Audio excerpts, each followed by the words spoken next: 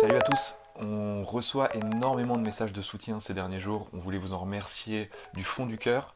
On reçoit aussi beaucoup de questions sur la manière dont le Secours Populaire se mobilise en cette période de crise. On va essayer d'y répondre, c'est parti. C'est vrai que le Secours Populaire a décidé de maintenir son activité, notamment son activité d'aide alimentaire ou encore ses maraudes, mais tout en respectant la sécurité de chacun, c'est-à-dire la sécurité des personnes aidées et celle des bénévoles. C'est pour ça qu'on a mis en place des nouvelles manières de faire.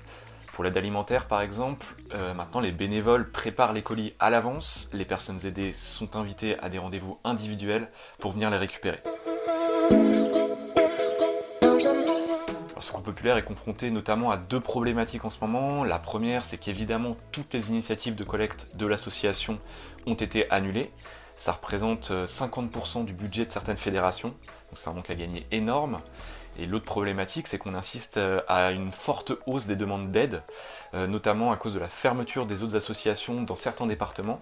Donc c'est pour cela qu'on a énormément besoin d'argent pour pouvoir faire face à toutes ces nouvelles demandes et qu'on vous invite à vous rendre sur notre site internet secourspopulaire.fr pour faire un don. La sécurité des bénévoles et des personnes aidées est évidemment notre priorité. C'est pour cela que dans chaque structure du Secours Populaire, les règles sanitaires sont strictement respectées. On met à disposition des bénévoles du gel hydroalcoolique, du savon, des gants.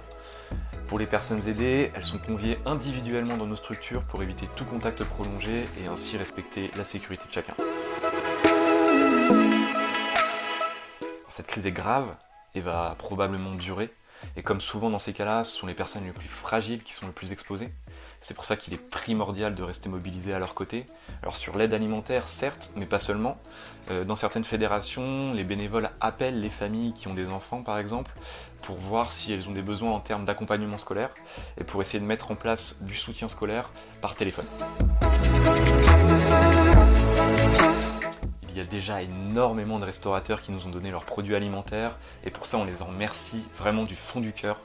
Si vous aussi vous êtes restaurateur et si vous aussi vous avez des produits à donner, on est évidemment preneur. Pour ça rien de plus simple, vous vous rendez sur secourspopulaire.fr, vous trouvez l'adresse du Secours Populaire le plus proche de chez vous, vous les appelez et ils vous diront comment procéder. Merci beaucoup. On reçoit des milliers de messages de personnes qui veulent nous soutenir, donc on vous remercie énormément. Alors évidemment, on a besoin d'aide, on a besoin notamment de bénévoles. Donc si vous êtes une personne non à risque et que dans votre entourage il n'y a pas de personne à risque, on vous invite à contacter le Secours Populaire le plus proche de chez vous en vous rendant sur notre site internet secourspopulaire.fr. Si vous êtes une personne à risque et que vous avez des personnes fragiles dans votre entourage et que vous souhaitez quand même nous aider, vous pouvez faire un don. C'est aussi très important pour nous. Pour ça, pareil, rendez-vous sur notre site internet secourspopulaire.fr. Un grand merci pour votre soutien.